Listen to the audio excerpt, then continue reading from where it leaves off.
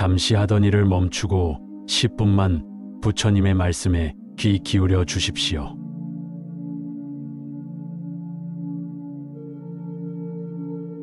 지금 이 말씀을 듣고 있는 그대는 어쩌면 누군가와의 갈등으로 마음이 무겁고 오랫동안 품어온 미움과 원망에 사로잡혀 괴로움을 겪고 있을지 모르겠습니다. 혹은 인간관계 속에서 상처받고 실망하며 다시는 누구와도 가까워지고 싶지 않다는 생각에 마음을 닫고 있는지도 모릅니다. 그대의 아픔은 결코 하찮지 않습니다. 그 괴로움은 삶의 무게가 되어 지금 이 순간에도 그대를 짓누르고 있을 것입니다. 하지만 그대여, 부처님의 말씀을 통해 그 고통에서 벗어나기를 진심으로 바랍니다. 지금부터 전해드릴 이 가르침은 원수와 미움으로 가득한 마음을 다스리고 인간관계의 갈등을 치유하는 길을 여는 부처님의 지혜입니다. 세상에 태어난 모든 중생은 고통을 겪습니다. 그 고통 가운데에서도 인간관계로 인한 괴로움은 가장 깊고 오래 남는 상처를 남깁니다. 사랑했던 사람에게 배신당하고 가까웠던 이와 등을 돌리게 되는 일은 마음을 아프게 만들고 삶의 의욕마저 앗아갑니다. 부처님께서는 이러한 괴로움을 가벼이 여기지 않으셨습니다. 오히려 그 괴로움 속에서 해탈의 문을 찾을 수 있다고 가르치셨습니다. 미움은 마음을 타오르게 하는 불입니다. 미움을 품는 순간 그 불은 먼저 내 마음을 태웁니다. 원망은 칼과 같아 그 칼날이 먼저 나 자신을 찌릅니다.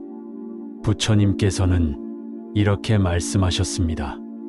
원망은 원망으로 갚을 수 없다.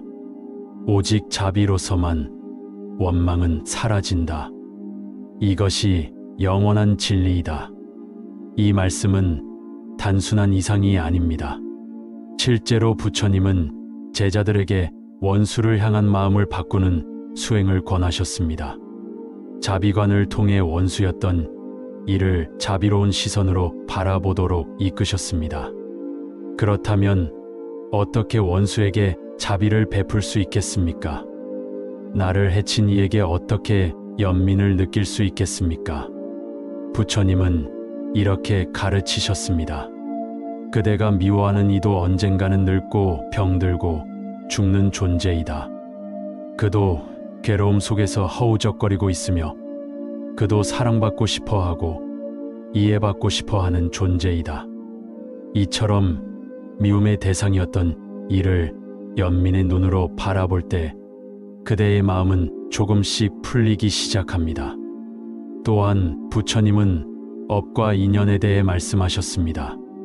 누군가와의 깊은 갈등은 단지 이번 생의 일이 아니라 오래전 전생의 업과 인연에서 비롯된 것일 수 있습니다. 전생에서 풀지 못한 갈등이 이번 생에 다시 만나 원수로 나타났다는 것입니다. 그러니 미움을 원망으로 되갚는다면 그 업은 다시 또 다음 생으로 이어지게 됩니다. 하지만 이번 생에서 그 미움을 끊고 자비로서 용서한다면 그 업은 여기서 끝이 납니다. 더 이상 고통을 되풀이하지 않아도 됩니다. 그대는 자유로워질 수 있습니다. 부처님께서는 용서에 대해 매우 깊이 있는 가르침을 주셨습니다. 용서는 타인을 위한 것이 아니라 나 자신을 위한 것이라고 하셨습니다. 미움과 원망을 가슴에 품고 있는 한 진정한 평화를 누릴 수 없습니다. 용서는 그 미움의 고리를 끊는 일입니다. 그것은 상대방의 잘못을 잊는 것이 아니라 그 잘못에 내가 더 이상 휘둘리지 않겠다는 선언입니다. 내 마음의 자유를 되찾기 위한 결단인 것입니다. 부처님께서는 또한 이렇게 말씀하셨습니다. 원수와 싸우지 말라. 그대가 침묵으로 대응할 때 원수는 더 이상 원수가 아니다.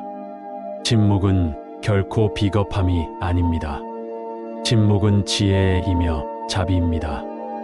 말다툼으로 갈등을 키우는 대신 잠시 멈추고 내 마음을 들여다보십시오. 그대의 침묵 속에서 진실이 드러나고 자비가 피어나며 상처가 치유되기 시작합니다. 그러나 이 모든 가르침을 실천하기란 결코 쉽지 않습니다. 그래서 부처님은 반복적으로 수행을 강조하셨습니다. 자비관, 수식관, 마음챙김과 같은 수행은 미움과 분노에 사로잡힌 마음을 부드럽게 풀어주는 도구입니다. 하루에 단 몇 분이라도 앉아 마음을 돌아보고 미워하는 이를 향해 그대도 평안하기를이라 되뇌는 것만으로도 큰 변화가 일어납니다. 처음엔 거짓된 마음처럼 느껴질 수도 있습니다. 그러나 꾸준히 수행하면 언젠가는 마음 깊은 곳에서부터 진심으로 용서하는 마음이 피어납니다. 한 제자는 부처님께 찾아와 말했습니다. 저는 누군가를 용서할 수 없습니다. 그 사람은 제게 너무 큰 상처를 줬습니다. 그때 부처님은 조용히 미소 지으시며 이렇게 말씀하셨습니다. 그대가 용서하지 못한 그 마음은 마치 독이 든 잔을 그대가 스스로 들이켜고 있는 것과 같다. 독을 마시며 그대는 원수가 죽기를 바라는가? 그대가 용서하지 않는 한 그 독은 오롯이 그대의 몸과 마음을 파괴할 뿐이다. 이처럼 용서는 결국 나 자신을 살리는 길입니다. 미움은 칼이 되고 용서는 꽃이 됩니다. 미움은 생명을 갉아먹지만 용서는 생명을 살립니다. 그대의 마음속에 품고 있는 미움이 지금 그대를 괴롭히고 있다면 이제는 그 마음을 놓아줄 때입니다. 그것은 결코 패배가 아니라 가장 위대한 승리입니다. 부처님은 자비의 마음으로 온 세상을 품은 원수조차도 제자로 받아들이셨습니다. 그것이 진정한 깨달음의 길이며 자유의 문입니다. 그대여, 이제 이 말씀을 가슴에 새기십시오. 누군가로 인해 상처받았다면 그 마음을 억지로 지우려 하지 마십시오.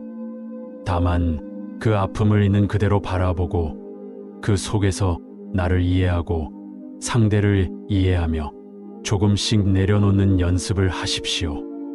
하루에 한 번, 나도 행복하길 바란다.